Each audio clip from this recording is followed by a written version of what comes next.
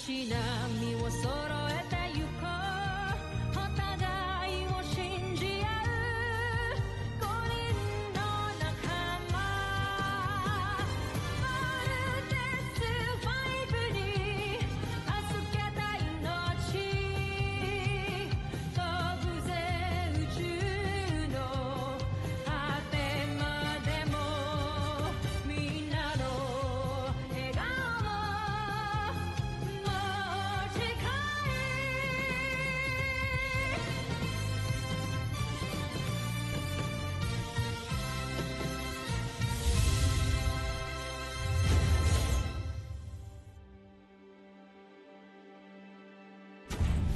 Ang nakaraan sa Voltas 5 Legacy. Ang pagiging marupok sa pagmamahal ang pinakamalaking kahinaan ng tao. At balang araw, ito rin ang magpapabaksak sa kanila. Dr. Smith, sino ho yan? Kalaban na naman ho ba? Hindi ako kalaban. Ako ito, si Ned Armstrong. Gaano ba tayo kasigurado na si Dr. Ned Armstrong talaga yan? Akala namin wala ka na. Akala namin di ka na makakabalik eh. May nakita kaming sasakyang panghimpapawid na dumating pumasok sa kampo ng mga kalaban. At sigurado ako, pag-aari niya ng musa. Sino ang sakay ng sasakyang panghipapawid na yan? Isa siyang kapanan na malaki ang may tutulong sa Sana siya na talaga si Papa. My thoughts exactly. Hindi niyo nararamdaman ko. Niyakap niyo si Papa kanina, tapos ngayon, duda kayo? Ibad niyo naman. Marupok ang puso ng mga tao. Mabilis sila magtiwala at magmahal. May sobra din silang pagpapahalaga sa kanilang pamilya, lalo na sa kanilang mga magulang. Nagagamitin natin para mataig ang mga piloto ng Voltas 5. Ned, this is just camp protocol. To make sure lang ikaw si... Ikaw talaga si Ned. Siguro, Richard, mas mabuti pa ipaayos mo na muna yan. Pero sa ngayon, gusto ko muna sana makasama yung mga anak ko. Hindi siya lalabas dito hanggang hindi siya clear. Paranoid lang si Richard, kaya pinag-iigpitan niya ako. Pero may karapatan akong makita yung robot na ginawa ko, kaya papasukin niyo na ako! Sorry, sir. We have to escort you out. Sumunod sa rules, di ba? Di ho kayo ganyan. Sobrang saya talaga ni Little John simula po nang dumating kayo dito. Napakagandang birthday gift po sa kanya nun. Kailan nga ulit yung birthday ni Little John? Paano ko ba naman makakalimutan yun? Well, I hope may pinrovide ang camp na damit para sa akin dahil kailangan ko na talaga magpalit. Kung siya talaga si Papa, masasagot niya. Kung kailan ang birthday ni Little John, o birthday mo, birthday ko. I'm sure hindi mo makakalimutan yon, Papa.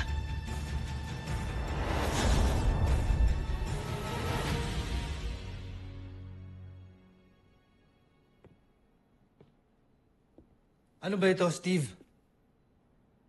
Pinagdududahan mo ba talaga ako? Sagutin niyo lang ho ang tanong ko. Kailan ho ang birthday namin? Napakarami kong masakit na pinagdaanan nung malayo ako sa inyo. Tapos ito lang ang dadatnan ko. Sarili kong anak na pinagdududahan ako. Pagpasensyahan niyo na po si Kuya Steve, ha? Medyo nahahaba na siya sa kapraningan ni... I'm sorry. Kung hindi mo masasagot ang tanong ko, hindi ikaw ang papa namin. Kailan?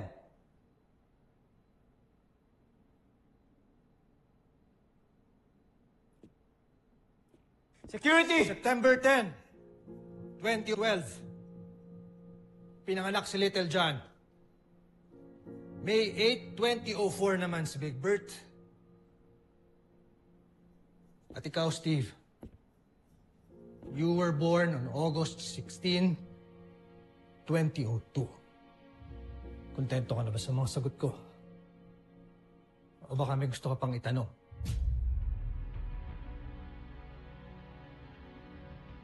Sabi ko sa'yo, si Papa to eh.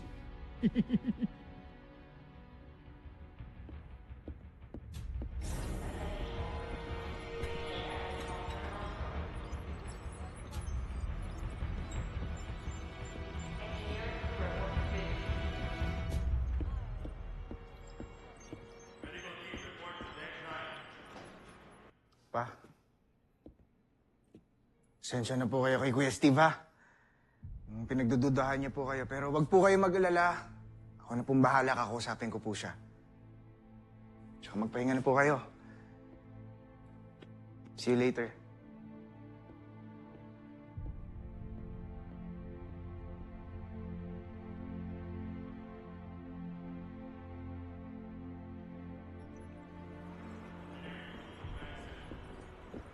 Kuya. Lieutenant Armstrong.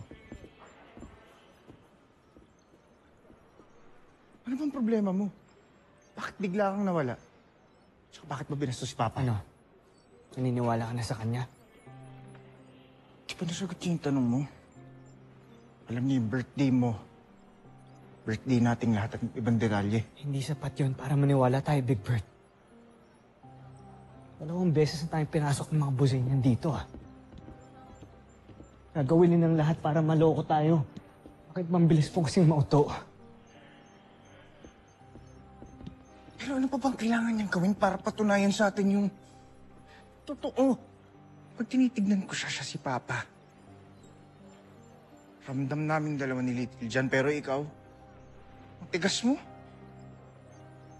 Palibasa simula na namatay si Mama, you never allowed yourself to love again. Oo. Para kay Jamie, ngayon kay Papa. Bato ka na.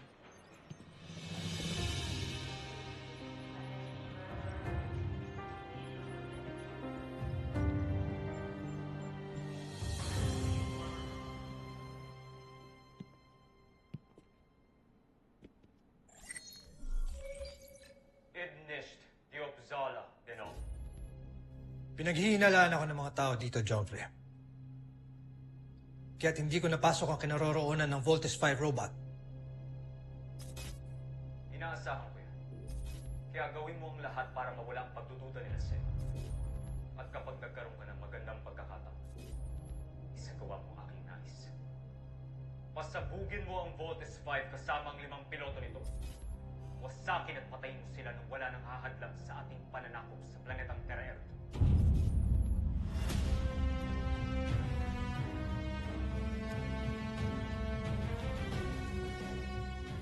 Mas mabilis mong matatapos ang iyong misyon. Mas mainam para sa iyong kaligtasan. Kaya isakatuparan mo agad ito.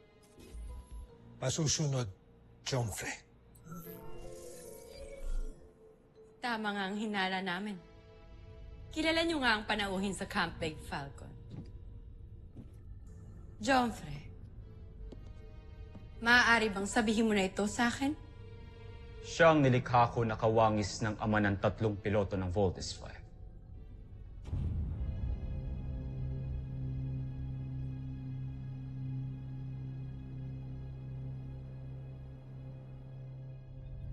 Alam kong si Dr. Ned Armstrong ang magiging susi natin para makapasok muli sa Camp Big Falcon.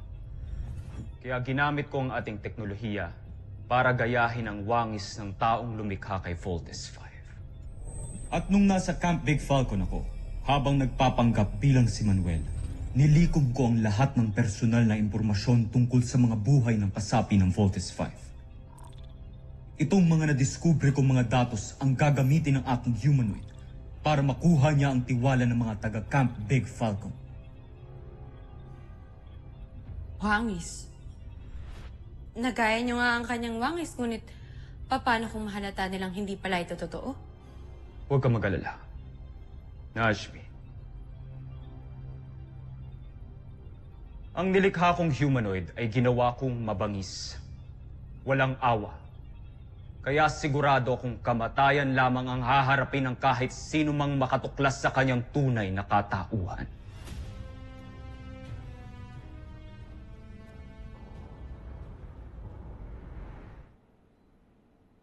Oh, huwag ka munang didilat, ha? Opo, Papa. Ano po ba yan? Open your eyes. Ay, sobrang cool naman po pala eh. Pagpasensya mo na yung ginawa ko dahil yan lang ang dala kong parts na papunta ako dito. Pero pinapangako ko sa'yo, sa susunod mas gagawin pa kita ng mas maganda. Sobrang angas na po nito, Papa. Ngayon lang po ako nakakuha ng gift from you. Sobrang saya ko po. Thank you po, Papa. Sige, maligo ka na at magpalit ka na ng pantulog mo. Sige po, Papa. See you later. See you. Papakita ko to kay Octowan.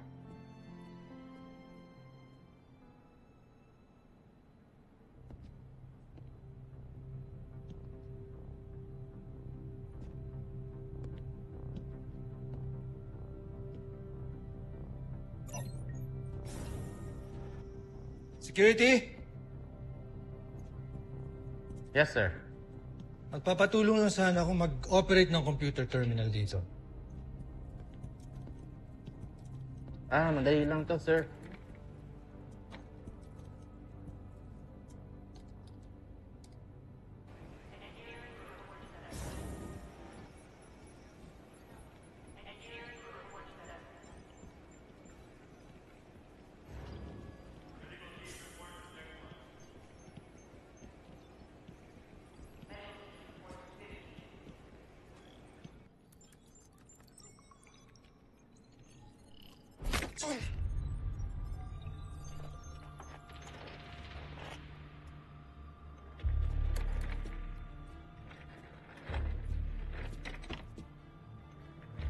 Pasensya ka na. Istorbo ka lang sa akin.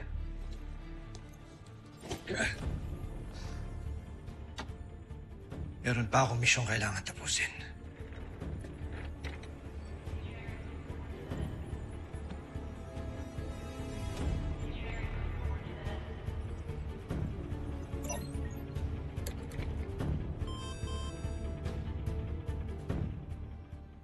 Doc, nag-malfunction po yung main software ng scanner natin kaya hindi gumana. Medyo weird lang kasi lahat naman po ng devices natin ay well-maintained.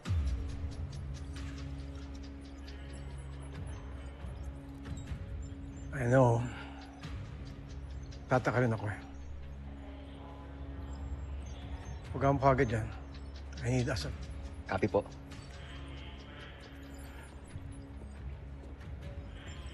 Komiso.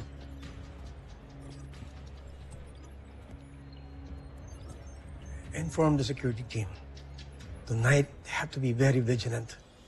Ayoko maisa na ulit tayo ng makalaban. Yes, Doc.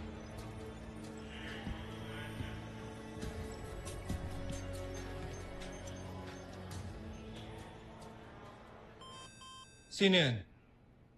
Papa, si Steve po to.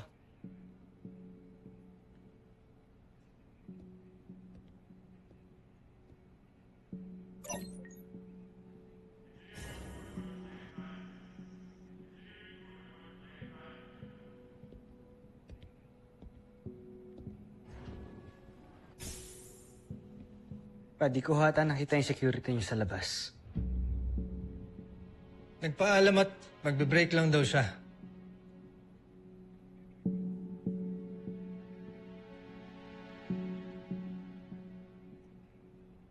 Gusto lang pong humingi ng pasensya sa ginagawa ko sa inyo kanina.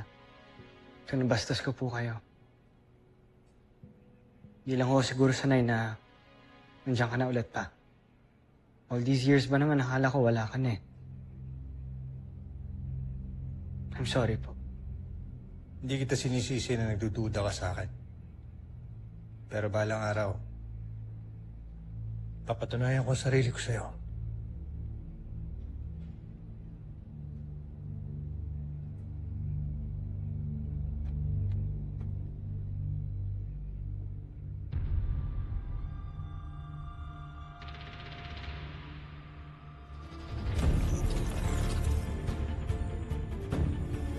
Permission to enter? I get it, pa.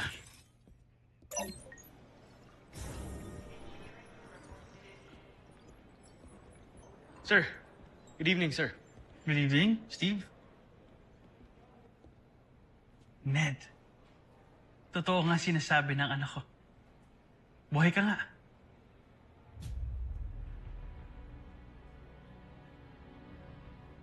Kilala mo ba siya, pa?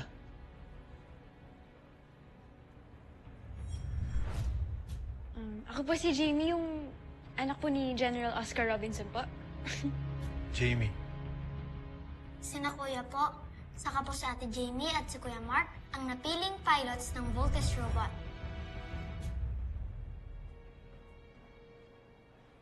Oscar. Oscar Robinson. Tagal nating hindi nakita, kaibigan. I'm glad that you're alive. Oh, remember my daughter, Jamie? Hi, Tita. Congratulations at balita ko isa ka rin piloto ng Voltes 5. Thank you po. Nice seeing you again, Tito Ned. Punta tayo kay Dr. Smith. He has good whiskey. Come on.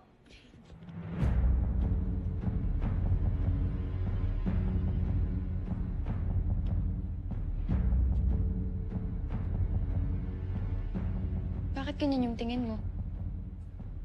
Di ka pa rin ba naniniwala na papa mo siya?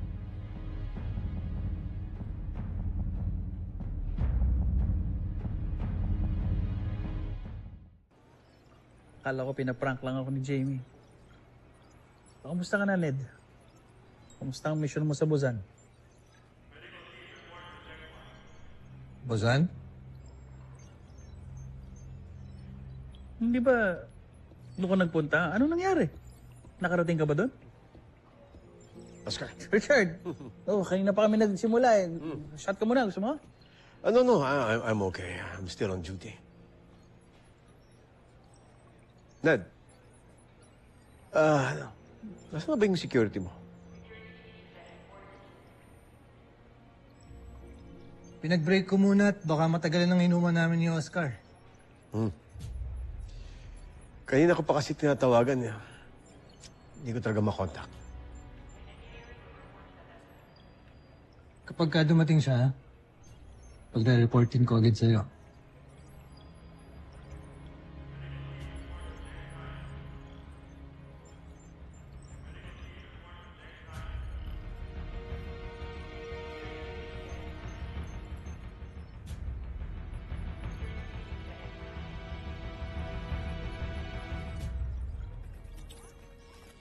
Grabe, ang ganda naman nito. Si Papa talaga yung may bigay sa'yo nito? Oo, kuya. Man talaga ako sa kanya, ano? Magaling din siya gumawa at mag-invent. Yep, like father, like son. Oh, hello, Kuya Steve. Boys. I still want you guys to be careful kay Papa, okay? Hanggat wala tayong clearance from Dr. Smith, kailangan natin mag-ingat sa kanya. Is that clear? You're so heartless, kuya. Bunso, wala akong sinabing masama. Gusto ko lang mag-ingat tayo. Tama na. Papaiyakin mo yung bata, oh. Teka, Bunso. Kaya na natin siya. Pagod nila tayo kay Papa.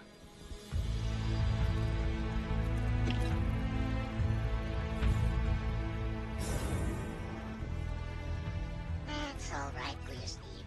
Lil John's still a baby. Just like Octo One. Kung meron lang akong magagawa para malaman ko yung totoo about kay Papa, gagawin ko eh.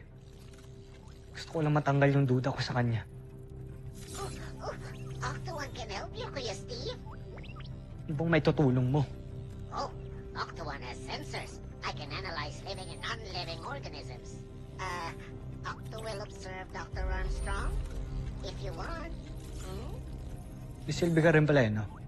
Hindi ko alam. Okay. Octo One, ganito gagawin mo. Gusto ko mag-sneak in ka sa kwarto ni Papa. Right.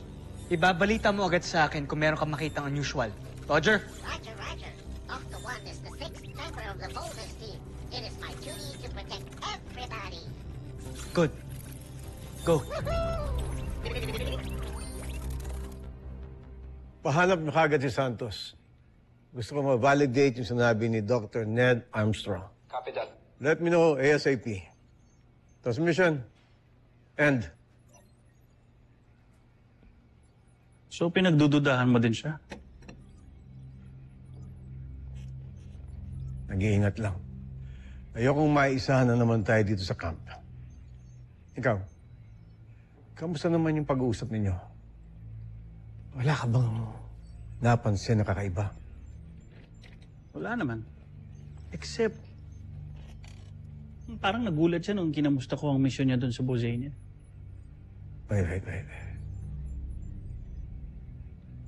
Bakit siya magugulat? As if ngayon lang niya nalaman. But I could be wrong. Andali. You're probably right. Call Sergeant Major Edwards. Dr. Smith. Meron akong special mission para sa'yo.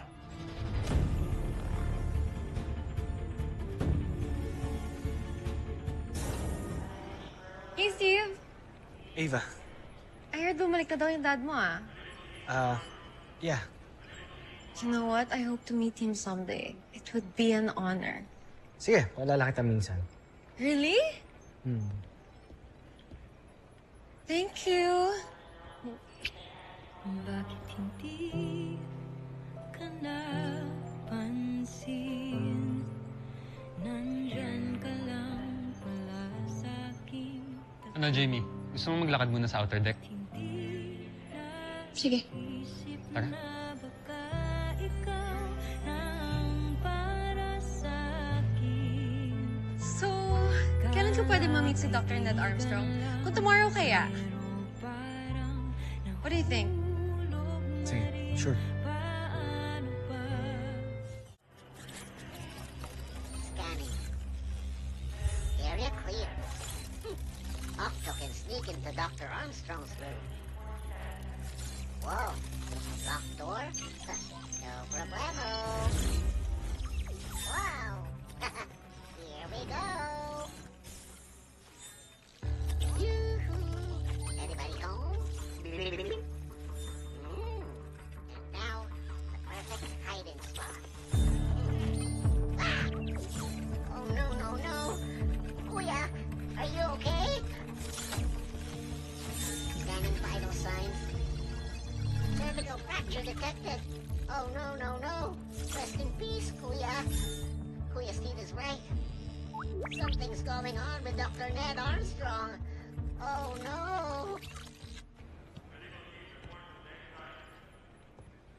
Alam ko nagdududa rin ho kayo kay Papa.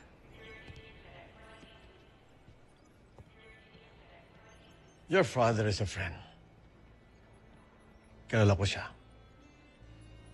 At panatag ang loob ko pag magkasama kami. Pero itong Ned na dumating, I really don't know for some reason.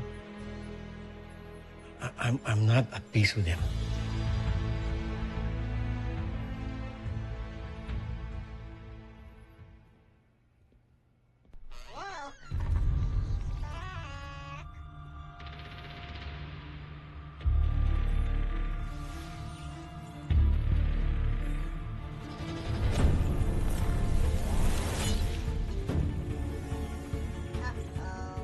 Danger, danger. Detecting explosive device. Wow. Sensing biomechanical signals. He's not human. He's an android. Octo needs to escape. Octo cannot be detected. Octo has to warn Kuya Steve and Little John. Oh. Susunod, The Voltes 5 Legacy. Tiyak na matutuwa ang aking Jomfrey kapag tuluyan ka ng sumabog kasama ang iyong mga piloto. I have to report to Kuya Steve. And you have to know the truth. Octo 1 is very scared. Your papa is enemy. Pati ba man ikaw, Octo-1? Galit ka rin sa papa ko? We just have to do this para matapos na to. Hindi ako ang kalaban dahil ako ang tunay na Ned Armstrong. You are an imposter. Taas ng kutob ko may makikita tayo dito sa loob eh. Hindi gumagana. Big Bird. Ano ang senyales ni Anjo? Galing ito sa aking human. Ibig sabihin, nagtagumpay siyang ikabit ang bomba kay Voltes 5. Ilabas ang ating beast fighter. Masasaksihan ng buong planetang Terra Erdu ang karimarin-marin na pagkawasak ni Voltes 5.